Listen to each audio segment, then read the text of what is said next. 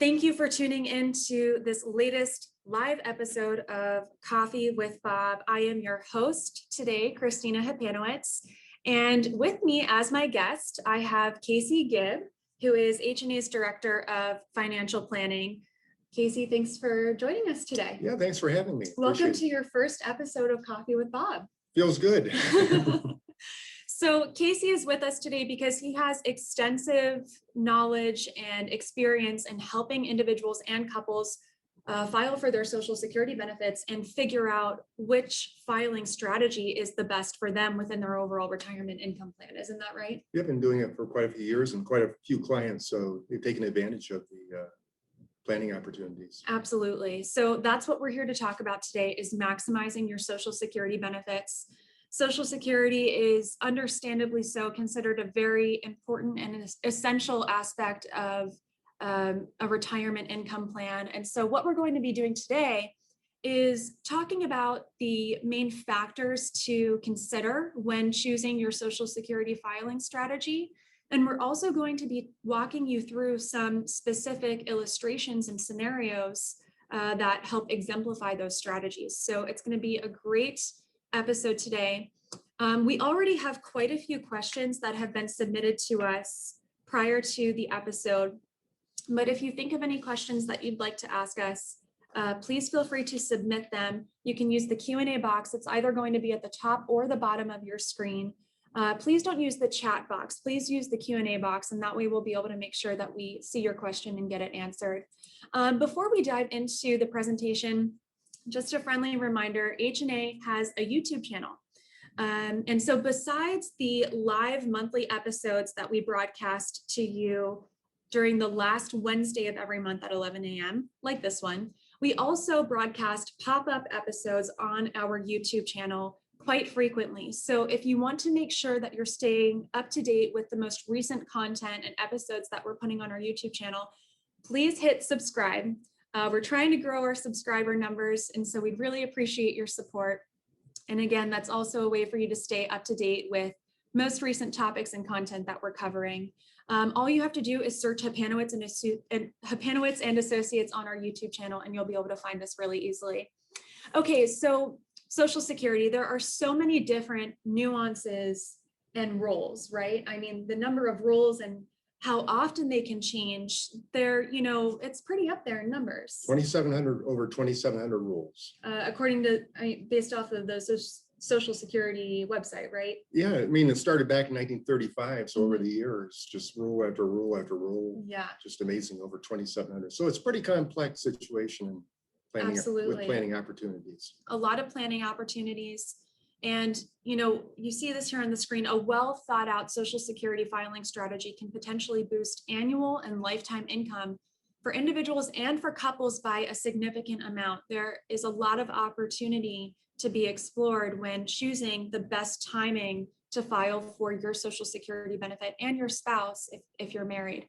To us, when we say maximizing Social Security benefits, we're not just talking about maximizing getting the most income from Social Security that you're able to. That's one definition of maximizing your benefits. But from our standpoint as financial planners, both Casey and I are CFPs, maximizing Social Security means to us also that you are using this benefit to maximize your overall wealth and your overall sources of wealth in retirement and sources of income in retirement, because your Social Security income is just one component of your retirement income plan. So we encourage you to work with your advisor in figuring out what the right filing strategy is for you, not just within Social Security income itself, but within your total financial plan.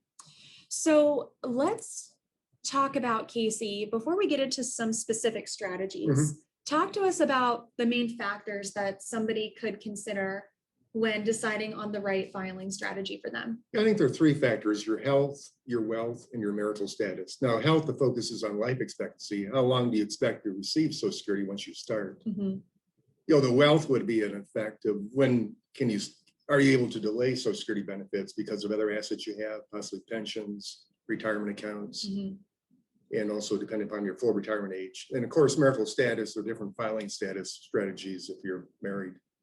Absolutely. And, what's so interesting is that if you take a filing strategy and you play it out over one set of assumptions based on these factors, it can work out one way. And then, for example, if you look at longevity and you add an additional 5 or 10 years onto someone's life expectancy, that filing strategy, works out a completely different way. So it really does depend on these factors. Yeah, the assumptions, drive the decision, but yeah, you have to look at his family history for longevity, your current health situation. Of course, your wealth, we kind of have a grasp of that already. Sure. Then your marital status, Yeah, that's pretpretty much well known. Yeah. And then after all of that, when to file is really a personal decision. The job of your financial advisor is to provide all of the information to you. And at that point, it's up to you to make that decision that works best for you and your family, but is also most comfortable for you and your family. So we're not going to talk about too many of the basics of Social Security because we're really focusing more on strategies today, but we did want to talk about full retirement age. So Casey, explain to me what the term full retirement age means and the significance of it.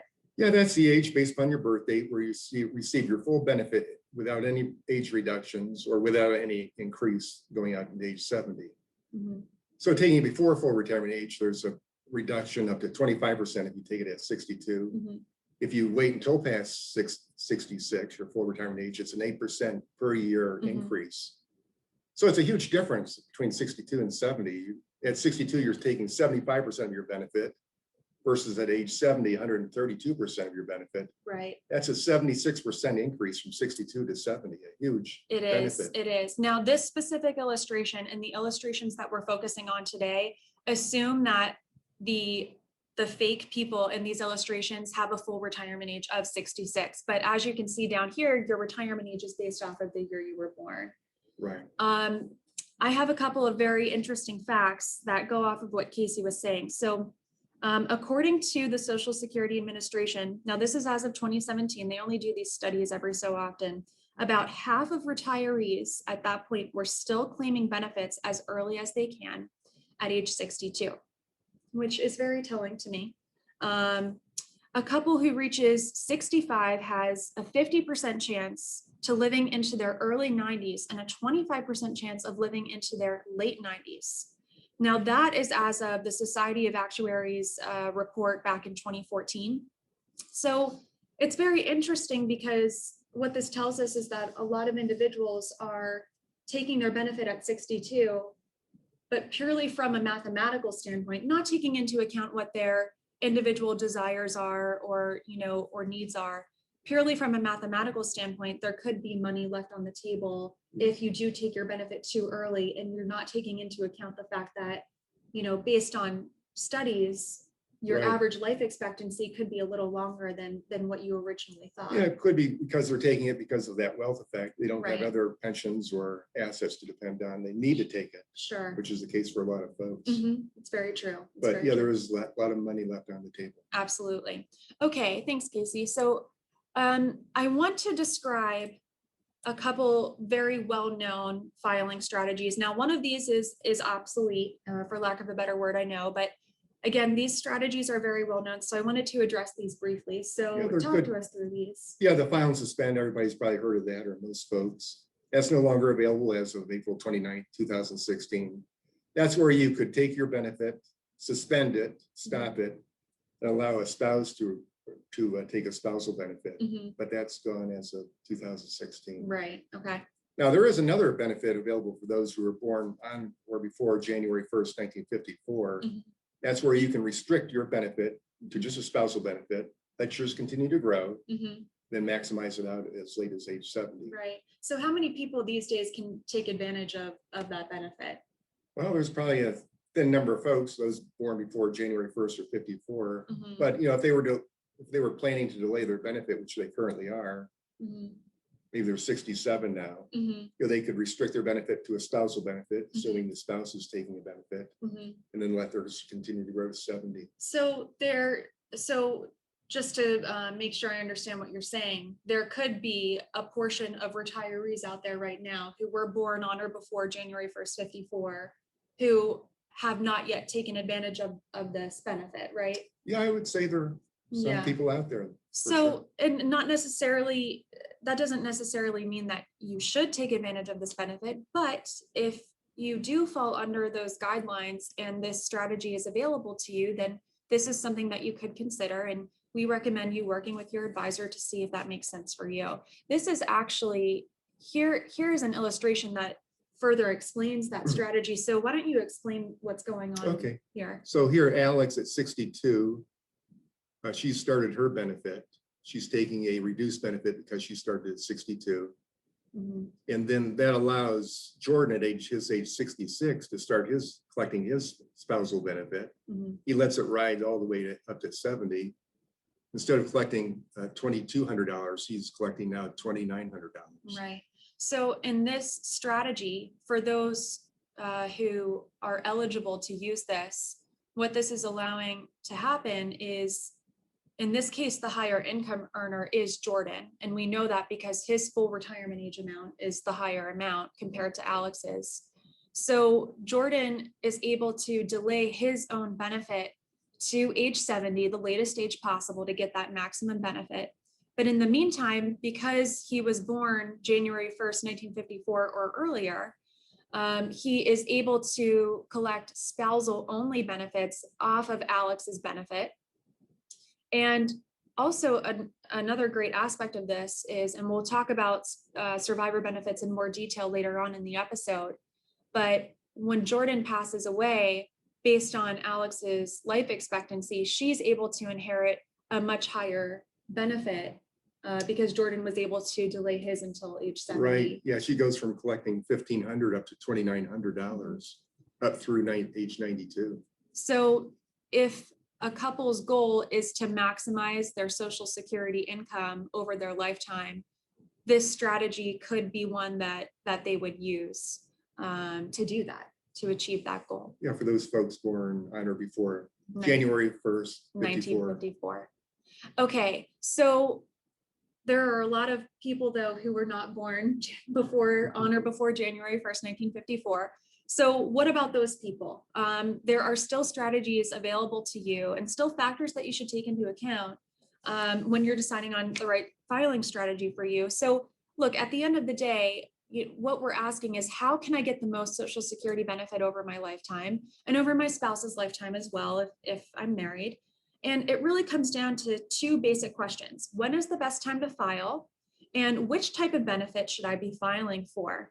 Now, it can get a little complicated, though, because it is based on all of those different factors that we were talking about earlier in the episode. So what I'd like to do is, let's start walking through these scenarios that we have prepared. And we can talk about some of these different strategies through these scenarios. So the first thing I want to look at, Casey, is this break-even analysis. Explain to us what's happening here. Yeah, I think most folks have heard of the break-even analysis, and it just compares two strategies and at what point you receive the same payout at that age and start receiving more at the delayed retirement age. So you can see between 62 and 66, it's at age 78 where they receive over those timing periods the same payout.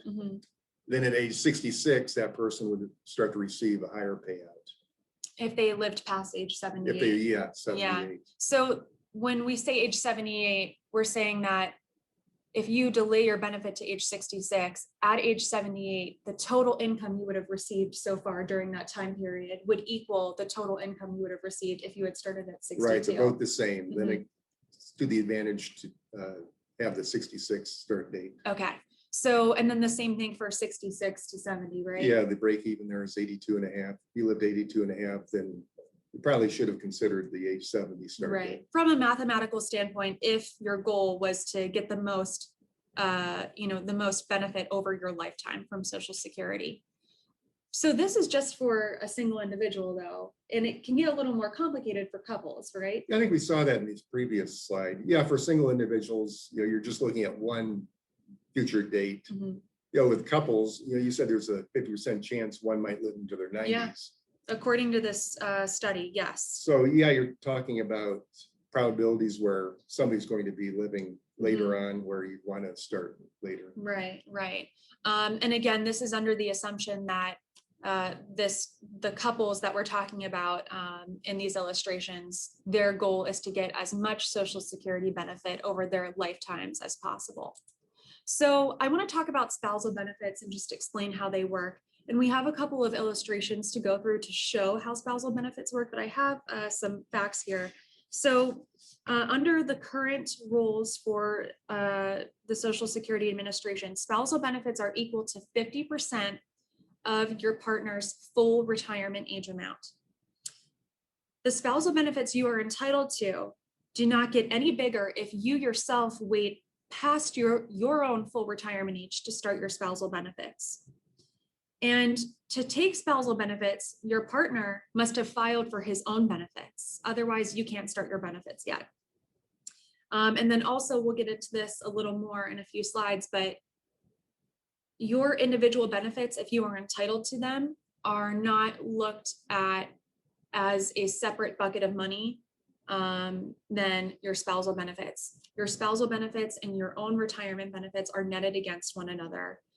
So let's start off with this scenario. Casey, talk us through this. Okay, so here we have Alex. She has zero benefit because she didn't have 40 quarters of coverage, 10 years of work coverage. So her benefit will be based off of Jordan, who has $2,200 of benefit. She's able to get 50% of that, which is $1,100, assuming she starts at her full retirement age, 66, and assuming also that Jordan started his benefit. Right.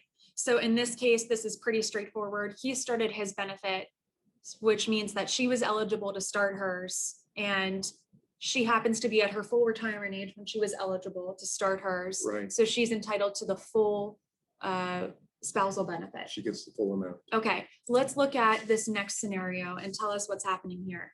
Well, here, Jordan, he decides to start early at 62. So he's collecting a reduced benefit, but he's starting it early.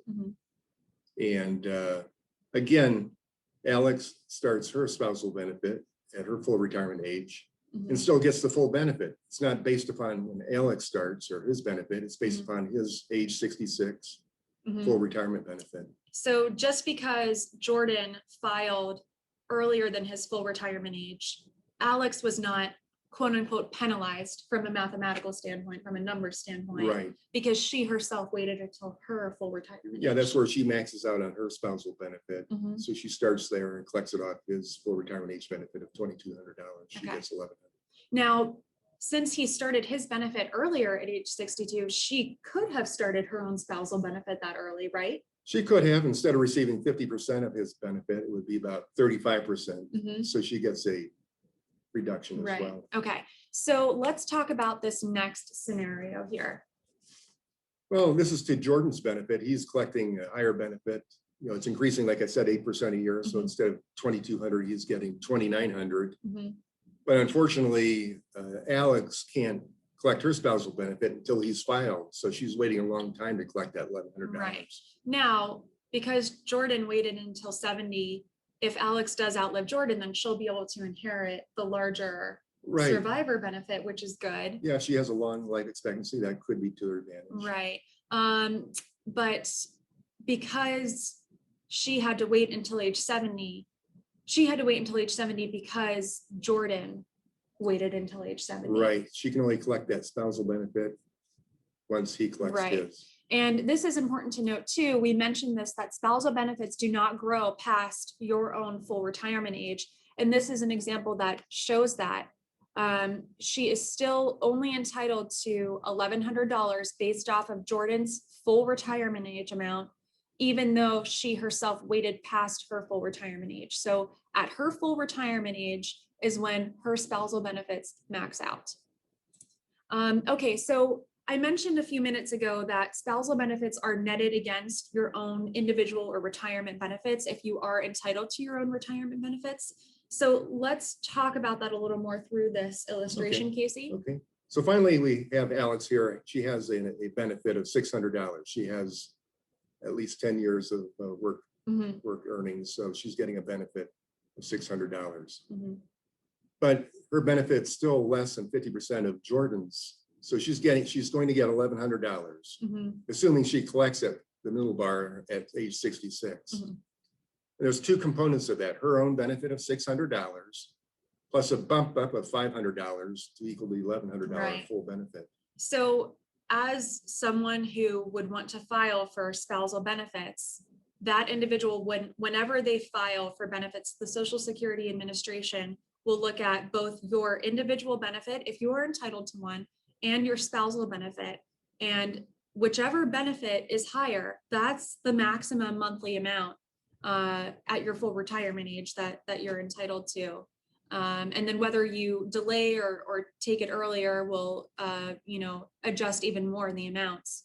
And that's what we were talking about, where her benefits are netted against each other to get to that max 11. So talk to us about this bar here on the right, where we assume that Alex waits until her age 70. Again, she's maxing out at age 66, so waiting to age 70, she doesn't receive any more than $1,100. It's just the components of that change. Right. Her own benefit increases by 32% up to $792, and her spousal component makes up the difference. Exactly. So if Alex was, in this position and she thought if she delayed her benefit to age 70 because she didn't realize that her own retirement and spousal benefits are netted against each other, she may have delayed until age 70 thinking that that will help her get more of a monthly benefit. And this illustration helps us explain that no, that's not what happens. If your spousal benefit is higher than your own, then that's the maximum that you will be entitled to. Okay, so talk to us about this other situation on the other side of things on the left, where she files at 62 and how this affects her benefits she's entitled to. Yeah, it's filing early. Like I said there earlier, there's a reduction in her benefit based on her own benefit. It's a what is that, 25% reduction, and a little bit steeper reduction on the spousal component. So instead of $1,100, she's receiving $800. Right. So she would be eligible to file as early as 62 for her own benefit and her spousal, as long as her husband has already filed. Yeah, Jordan has to have filed. But if Alex's goal is to maximize the benefits available to her, then she should wait until age 66 to do so, if that is her goal. Okay, so this last illustration about strictly spousal benefits shows in some cases spousal benefits aren't even eligible, aren't even payable. So talk us through this. Sure. Yeah. So Alex actually in this case is receiving $2,500 more than Jordan. So she's not receiving less than 50% of his. So she's going to collect just her own benefit. Same with Jordan, he'll collect his own benefit. And both are separate individual claims. These other illustrations we were looking at before always looked at Alex being the spouse that would even want to take spousal benefits or even be eligible for them. But in this case, even Jordan is not eligible for spousal benefits because his benefit is higher than half of what Alex's is. Exactly. So it goes both ways here. Okay, so I want to get into some timing strategies now between a couple filing for Social Security. So what we're going to attempt to do now is show how timing can affect the amount of income that you could potentially receive over your lifetime from Social Security. So Casey, talk us through this scenario here. Yeah, so Jordan, it's the same benefit of $2,200 he's receiving. Alex is at $600. They both file early at 62. Jordan's getting a reduced benefit from the $2,200 down to $1,650. And Alex, she's getting her reduced benefit total of $800. Because she started earlier at 62.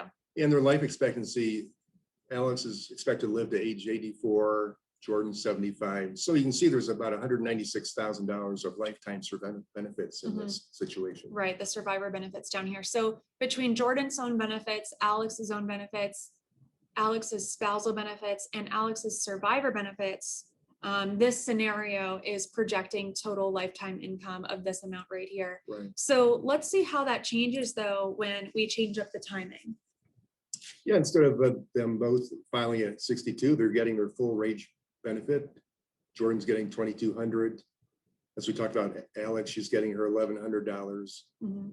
So there's just more benefits over the same life expectancy, but a higher benefit lifetime. Right.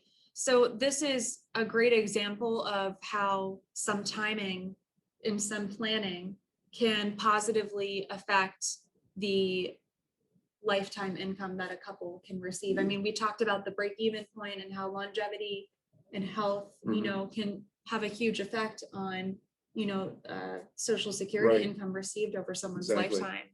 Yeah, it's not a huge difference from 607 to 633, but it's a difference to be considered. Yeah, it's still significant. Okay. So now let's talk about this strategy where it shows, again, purely from a mathematical standpoint, that it doesn't necessarily always pay to delay your benefits all the way to age 70, even though that would result in the largest monthly amount because of other factors that we talked about that should be taken into consideration or could be taken into consideration. So Casey, explain this scenario. Okay. Well, here both start at age 70. Jordan collects a higher benefit of $2,900. Same with Alex. She collects her benefit plus a spousal component. Mhm. But their life expectancy just isn't long enough to have this work to their advantage. Mhm. In fact, it's less than the other Then the full retirement than the age full retirement age. strategy. Exactly. Okay. So I'm going to talk about this strategy, which from our experience, we've seen this strategy be used a lot with clients of ours. Yeah, I think it's a hedge. You're Mhm. collecting the spouse. Alex is collecting her own benefit for a while. She bumps up to a spousal component once Jordan collects his. He's waited to age 70 to max out on his benefit. Mhm. So yeah, it's a huge difference, $634,320 over their lifetime. Absolutely. So in this scenario, the lower income earner, in this case, we know the lower income earner is Alex because her full retirement age amount is much lower than Jordan's. So Alex, as the lower income earner, is taking her benefits as early as possible, and the higher income earner out of the couple is delaying his benefit as late as possible, not only to collect as big of a benefit as possible during his lifetime, but also to leave Alex with a larger survivor benefit as well, because she inherits whatever he's taking at the time Yeah. or whatever he's entitled to at the I time. think this is a pretty conservative assumption. I mean, you said 50% chance one will live until Sure. the 90s. Here, we Yeah. only have Alex living to 84. So Right, this could be a exactly. huge planning. So for a couple whose goal is to enhance their income, their cash flow as soon as possible, to increase as much as possible benefits paid over their lifetimes, but also to leave the surviving spouse with as big of a survivor's benefit as possible, this could be a strategy available to you to consider. And we encourage you to talk with your advisor and see if this is the right strategy for you. Okay, so I want to talk about now survivors benefits, which work a little differently from spousal benefits for a couple reasons. So I'm going to read some facts for you guys. To be eligible for a survivor's benefit, you must have been married to that individual at the time of his or her death and for at least 9 months before his or her death. This is according to the Social Security Administration. Now, something interesting is survivor benefits are available to you as early as age 60, which is different from spousal and retirement benefits. The earliest you can take a spousal or retirement benefits is 62. So that's something to know.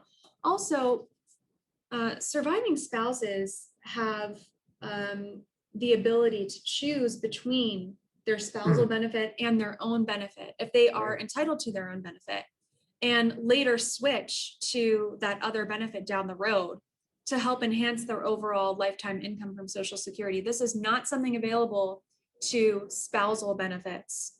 Like we said before, spousal benefits, they are netted against your own retirement benefits, and whichever benefit is higher, that's the benefit that you are entitled to. It works a little differently for survivor benefits. So we have a couple scenarios here to, further show how this works. So Casey, explain to us what's happening here. Yeah, I was just thinking, unfortunately, I've had to do this planning with a few clients, so Yeah. I'm familiar with it, Mhm. unfortunately. But yeah, a widow with significant individual benefits, it's probably to their advantage to take the survivor benefit first, as Chris said, as early as age 60, Mhm. let their own benefit grow up until 70, and just max, this person had a life expectancy of 92, they're just maxing out on their benefit. Right. So Chris's full retirement age amount is $2,200, which is less than the survivor amount that Chris is entitled to, $2,500. But what Chris did is some projections and realized that if this benefit, this full retirement amount benefit, is delayed to the latest age possible, age 70, then Chris will be entitled to a much larger monthly benefit compared to the survivor benefit. So in this case, the larger benefit was the full retirement benefit, which was delayed so that it can grow as much as possible.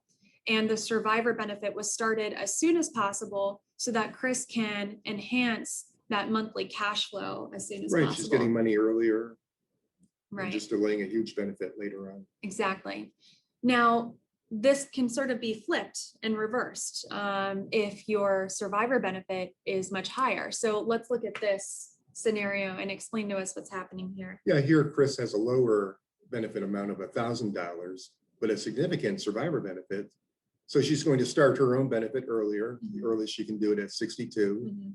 Then she'll switch over to the survivor benefit, which is where it's going to max out really, Right, and start receiving that $2,500 a month right. through age 92. So in this case, Chris's full retirement amount, $1,000, was never going to grow to any amount higher than what the survivor benefit No. was. So it didn't make sense in this case to delay that benefit. Instead, what Chris did was enhance that income as soon as possible by taking it at 62, like you said.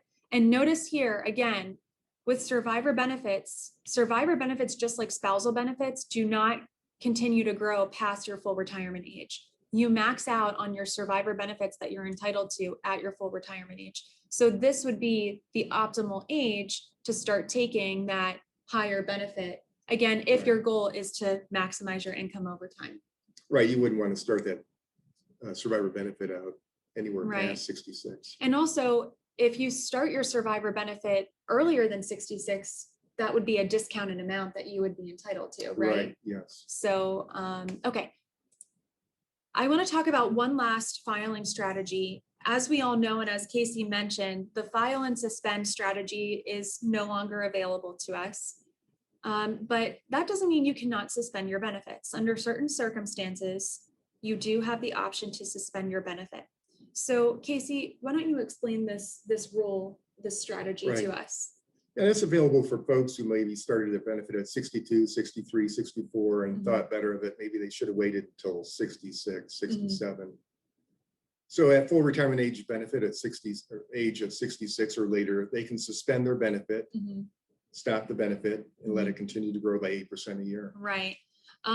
Now, this is different from the sort of do-over rule where if you file for your benefits and within 12 months change your mind and then you pay back those benefits to the Social Security Administration. This is different than that. This is if you have any regrets or if you change your mind over your filing strategy and the timing of your strategy, once you reach full retirement age, you do have the option to suspend your benefits. And what's interesting about this is, as you can see here in this illustration, for every year that you suspend your benefits, your monthly benefit will grow by 8%. So that, in our experience, has been a huge incentive for people to do this if they no longer need that cash flow that maybe they needed at first at age 62. Right.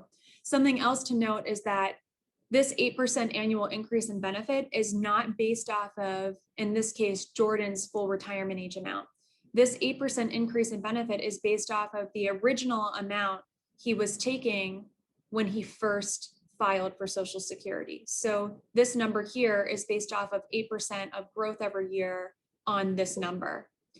Now, something else to keep in mind under current laws, is that anybody taking benefits off of your own record, Mhm. if you suspend your benefit, then their benefit is suspended too. Yeah, all valves are turned off for children, spouses. Mhm. Unlike the previous law where if you suspended your benefit, the other spouse could restrict Right. to a spousal benefit. So Mhm. suspending your benefit turns off everything. Right, that's exactly right. And something else to take note of is, unlike Jordan's own benefit that did grow by 8% during the suspension period, Alex's spouse, her spousal benefit does not grow during that suspension period. And you can see here that she continues to collect the same $770 once Jordan starts his benefit back up. Right. Okay, so the last thing I want to talk about today is benefits for divorced spouses, both spousal benefits and survivor benefits. So some interesting rules relating to spousal benefits for divorced spouses. An individual can take spousal benefits based on an ex-spouse's earning record, even if that ex-spouse is not taking benefits of his or her own yet. That is different from married spouses. As we talked about earlier in the episode, if your spouse is not taking his benefit, then you cannot take spousal benefits yet. It's different for divorced couples. You do have the option to do that under current laws. To be eligible to do this, you must have been divorced for at least 2 years. Also, ex-spouses can each claim spousal benefits on each other's record at the same time. That's something that married couples cannot do. That's a little unique Yeah. for ex couples. Absolutely. So Casey, talk to us about eligibility for spousal benefits. So yeah, you have to be married at least 10 or more years. You have to be unmarried at the time of filing. Both have to be at least 62, not necessarily filing and collecting benefits, but at least 62 and eligible to collect benefits, and divorced for at least 2 years. Mhm. So some stipulations to keep in mind. Absolutely. Now, how about survivor benefits? People may not know that even if you are divorced, Right. You could still be eligible for survivor benefits on your ex-spouse's earnings record. Exactly. As long as you were married at least 10 years. Now you can be unmarried or married after age 60. So there's a possibility of waiting until 60 and older to remarry and still collect a survivor benefit on your ex-spouse. Then also, as we know, at least age 60 to start collecting those survivor benefits. So that's for divorced spouses and spouses who were married to each other at one of their deaths. Is you can marry and be eligible for survivor benefits as long as you remarry after age 60. I thought that was very interesting. Right. So yeah, just plan your wedding date accordingly. Yeah. Okay, so that is it for the episode. Let's start taking questions. Okay, slide 18. Why is Alex's benefit not $1,100, 50% of Jordan's PIA alert? Let's go back to slide 15 here, everybody. Bear with me. Okay. Do you want to explain why her total benefit is not $1,100? Well, she started at age 62, so she's getting that reduction we showed on the previous slide. Right. Both her benefits being reduced.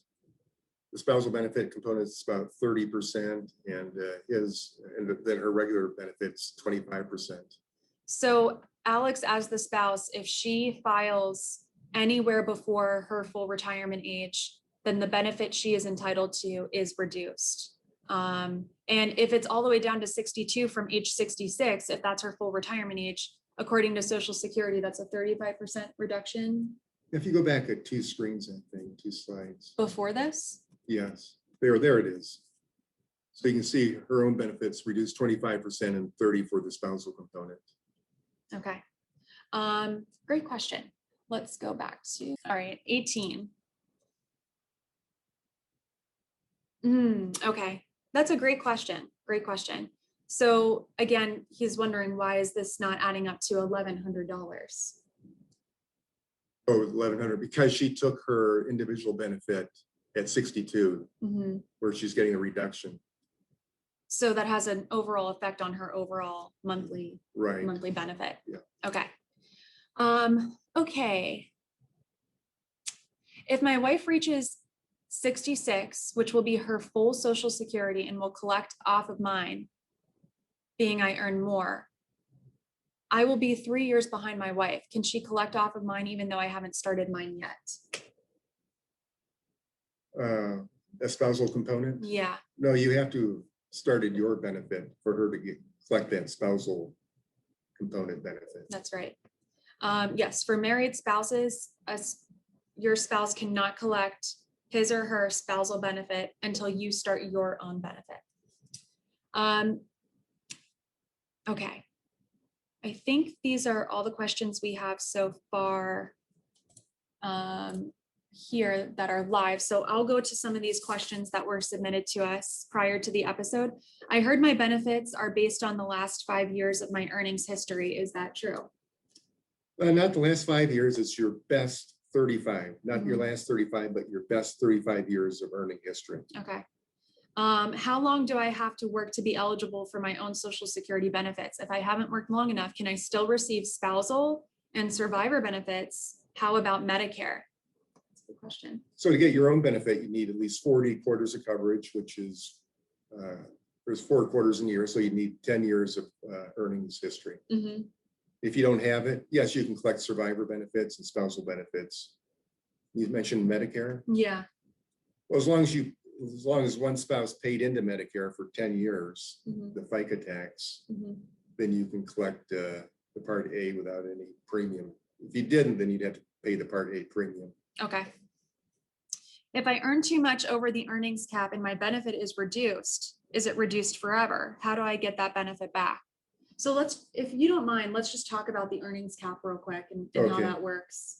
So if you have wage earnings below your full retirement age right now, if you earn more than, I think it's $18,950, there's a 1% reduction of your benefit for every $2 over that amount.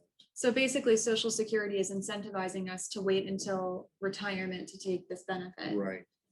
So this gentleman asks if his benefit is reduced because he's earning more than that. So he's filing before his full retirement age. Right. Is it reduced forever? How do I get that benefit back? Yeah, his full retirement age will be recalculated. He actually recapture those additional benefits that were lost. So is that something Social Security does automatically, or should he reach out to Social Security and say, hey, I'm at my full retirement age now, I'm owed? Yeah, I would be on top of that for sure. Okay. Just working with the Social Security office. Just to make sure it goes through the right way. Okay. Is there anything I can do to bump my survivor benefit? My husband claimed his benefit earlier than full retirement age. Not much, other than we know that spouse could collect as early as 60, wait until 66, the full retirement age, to collect the full benefit. Okay. If I'm taking my benefits currently, can I suspend them at any time if I decide that I wished I had delayed taking my benefits in the first place? Yeah, I think we just talked about that. You have to wait until your full retirement age. Okay. I am widowed and plan to remarry. Will I still have the option of collecting survivor benefits based on my deceased husband's benefit? We just talked about this only if you remarry after age 60. Right.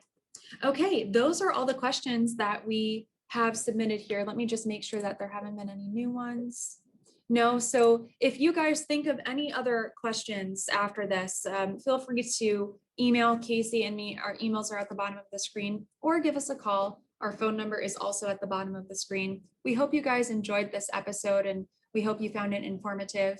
We will be posting this up on our YouTube channel, along with many of our other episodes that you should definitely check out. And stay tuned for the next live episode last Wednesday of next month in March. And we will be talking about ways to be very tax efficient with your investments in light of tax season upon us. So thank you everybody for joining, and we will see you next time. Take care. Okay, thanks.